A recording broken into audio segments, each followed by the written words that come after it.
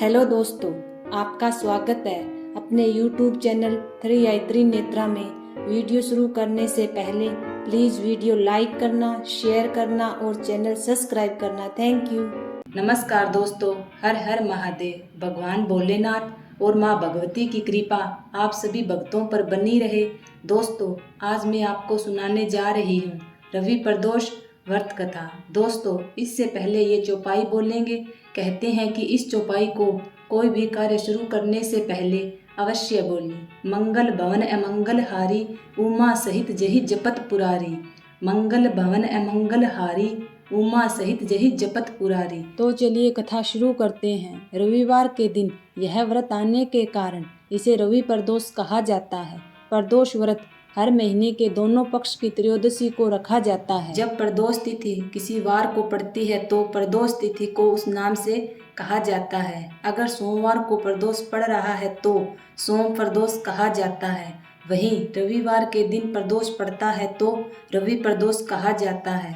रवि प्रदोष की कथा सुनने व पढ़ने से जीवन के सभी कष्ट दूर हो जाते हैं और भगवान शिव व माता पार्वती की असीम कृपा प्राप्त होती है। त्रयोदशी के दिन जो वार पड़ता है उसी का त्रयोदशी प्रदोष व्रत करना चाहिए और उसी दिन की कथा पढ़नी व सुननी चाहिए। रवि, सोम, शनि त्रयोदशी प्रदोष कथा अवश्य सुने। इन सभी से अभीष्ट फल की प्राप्ति होती है। रवि प्रदोष व्रत का महात्म्य। एक समय सर्व प्राणियों के हितार्थ परम पावन भागीरथी के तट पर ऋषि समाज द्वारा विशाल गोष्ठी का आयोजन किया गया। विद्वान ऋषियों की सभा में व्यास जी के परम शिष्य पुराण वेत्ता सूत जी महाराज हरि कीर्तन करते हुए पधारे। सूत जी को देखते ही शौनकादि 88,000 ऋषि मुनियों ने खड़े होकर दंडवत प्रणाम किया। महाज्ञानी सूत जी ने भक्ति भाव से ऋषियों को हृदय से लगाया और आशीर्वाद दिया। विद्वान ऋषिगण और सब शिष्य आसनों पर विराजमान हुए। मुनिगण विनती भाव से पूछने लगे कि हे परम दयालु, कलिकाल में शंकर जी की भक्ति किस आराधना द्वारा उपलब्ध होगी? हम लोगों को बताने की कृपा करें, क्योंकि कलयुग के सब प्राणी पाप कर्मों में रत रहकर वेद शास्त्रों से विमुख रहेंगे। दीन जन अनेक संकटों से त्रस्त रहेंगे। हे मुनि श्रेष्ठ, कलिकाल में सत्कर्म की ओर रुचि न होगी।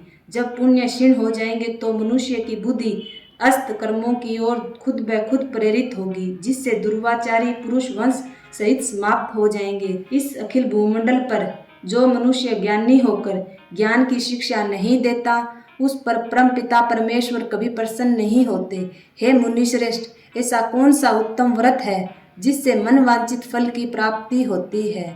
हे महामुनि, आप कृपा करके बताइए। ऐसा सुनकर दयालु हृदय श्री सूत जी कहने लगे कि हे श्रेष्ठ मुनियों तथा शौनक जी, आप सभी धन्यवाद के पात्र हैं। आपके विचार सराहनीय हैं और आप वैष्णव अग्रगण्य हैं, क्योंकि आपके हृदय में सदा परहित की भावना रहती है। इसलिए हे शौनक, शौनकादि ऋषियों, सुनो, मैं उस व्रत के बारे में कहता हूँ जिसके करने से सब पाप नष्ट हो जाते हैं। धन वृद्धि कारक, दुख नाशक, सुख प्राप्त कराने वाला, संतान देने वाला, मनवांचित फल प्राप्त कराने वाला यह व्रत तुमको सुनाता हूँ, जो किसी समय भगवान शंकर ने माता सती को सुनाया था और उनसे प्राप्त परम श्रेष्ठ मेरे पूज्य गुरुजी ने मुझे सुनाया था। हे शौनकादि, अब मैं आपको सुनाता हूँ। फिर सूत जी कहने लगे कि आयु वृद्धि, स्वास्थ्य लाभ हेतु त्रयोदशी व्रत करे। इसकी विधि इस प्रकार है। प्रातः स्नान कर निराहार रहकर भगवान शिव जी का ध्यान करे। शिव मंदिर में जाकर शंकर जी की पूजा करे। पूजा के पश्चात त्रिपुंड का तिलक धारण करे। बेलपत्र चढ़ाए, धूप दीप नवेद अक्षत आदि से पूजा करें। ऋतु फल चढ़ावें और ओम नमः शिवाय का जाप करें। ब्राह्मण को भोजन करवाकर सामर्थ्य के अनुसार दक्षिणा दे। उस दिन सत्य बोले, जितना हो सके व्रत वाले दिन मौन रहे। इस व्रत को भक्ति भाव से करने से अभिष्ट फल की प्राप्ति होती है। व्रती पृथ्वी पर शयन करे, एक समय भोजन करे, इससे सर्व कार्य सिद्ध होते हैं। श्रावण मास में इसका विशेष महत्व है। यह व्रत सर्व सुख धन आरोग्यता देने वाला है। यह व्रत सभी मनोरथों को पूर्ण करता है। हे ऋषिवरों, यह प्रदोष व्रत जो मैंने आपको बताया, किसी समय भगवान शंकर जी ने माता पार्वती को और मेरे पूज्य गुरुदेव वेदव्यास जी ने मुझे सुनाया। शौनकादि ऋषि बोले, हे पूज्य वर महात्मा, आपने यह व्रत परम गोपनीय, मंगलकारी, कष्ट निवारक बतलाया है। कृपा यह बताने का कष्ट करे कि यह व्रत किसने किया और क्या फल प्राप्त हुआ। अब मैं आपको सुनाती हूँ रवि प्रदोष व्रत कथा। श्री सूत जी बोले, हे विचारवान ज्ञानियों, आप शिव के परम भक्त हैं। आपकी भक्ति देखकर मैं व्रत की एक कथा सुनाता हूँ, ध्यान पूर्वक सुनो। रवि प्रदोष व्रत की कथा के अनुसार एक गांव में अति दीन ब्राह्मण निवास करता था।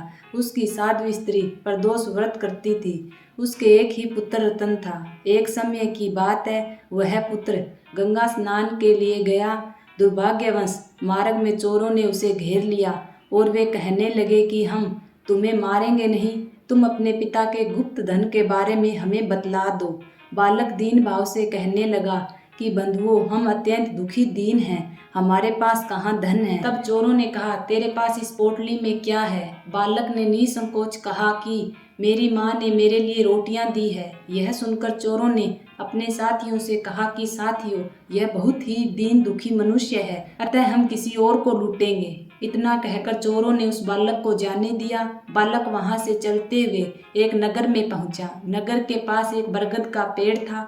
वह बालक उसी बरगद के वृक्ष की छाया में सो गया। उसी समय उस नगर के सिपाही चोरों को खोजते हुए उस बरगद के पेड़ के पास पहुंचे और बालक को चोर समझकर बंदी बना राजा के पास ले गए। राजा ने उसे कारावास में बंद करवाने का आदेश दिया। ब्राह्मणी का लड़का जब घर नहीं लौटा तब उसे अपने पुत्र की बड़ी चिंता हुई। अगले दिन प्रदोष व्रत था। ब्राह्मणी ने प्रदोष व्रत किया और भगवान शंकर से मन ही मन में अपने पुत्र की कुशलता की प्रार्थना करने लगी। भगवान शंकर ने उस ब्राह्मणी की प्रार्थना स्वीकार कर ली। उसी रात भगवान शंकर ने उस राजा को स्वप्न में आदेश दिया कि वह बालक चोर नहीं है, उसे प्रातःकाल छोड़ दें, अन्यथा उसका सारा राज्य वैभव सब नष्ट हो जाएगा। प्रातःकाल राजा ने शिव जी की आज्ञा अनुसार उस बालक को कारावास से मुक्त कर दिया। बालक ने अपनी सारी कहानी राजा को सुनाई। सारा वृतांत सुनकर राजा ने अपने सिपाहियों को उस बालक के घर भेजा और उसके माता पिता को राज दरबार में बुलाया। उसके माता पिता बहुत ही भयभीत थे। तब राजा ने उन्हें भयभीत देखकर कहा कि आप भयभीत न हो, आपका बालक निर्दोष है। तब राजा ने ब्राह्मण को 5 गांव दान में दिए, जिससे वे सुखपूर्वक अपना जीवन व्यतीत कर सके। भगवान की कृपा से ब्राह्मण परिवार आनंद से रहने लगा।